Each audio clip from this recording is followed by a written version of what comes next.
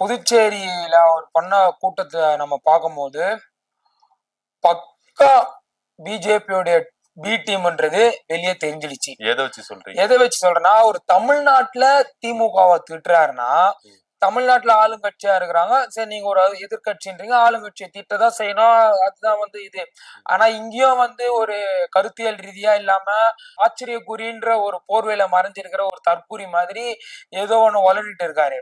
ஆனா புதுச்சேரியில திமுகன்றது எதிர்கட்சி. அங்க போய் ஒரு எதிர்கட்சி விமர்சிக்கிறதுக்கான ஒரு காரணம் என்ன? ஒருவேளை எதிர்கட்சி விமர்சிக்கிறாங்களோ? எங்க எதிர்கட்சி விமர்சனம் என்ன பிரயோஜனம்? அங்க போய் ஆளுங்கட்சி யாரு?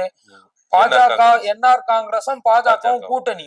அப்படி இருக்கும்போது அங்க போய் நீங்க பாஜக கூட்டணியில இருக்கிற அரச வாய் கூட திறக்க மாட்டீங்கன்னா, இதுல இருந்தே தெரிய வேணாமா உங்களுடைய கள்ளக்கபடம் என்னன்றது?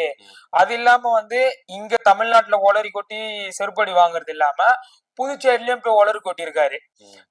அது என்னது, ரேஷன் கடை இல்ல, அது இதுன்னு சொல்லியிருக்காரு.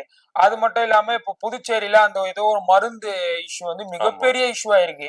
இந்தியா ஃபுல்லா அந்த இஷ்யூ பத்தி வாய் திறக்கல, எதை பத்தியும் வாய் திறக்கல.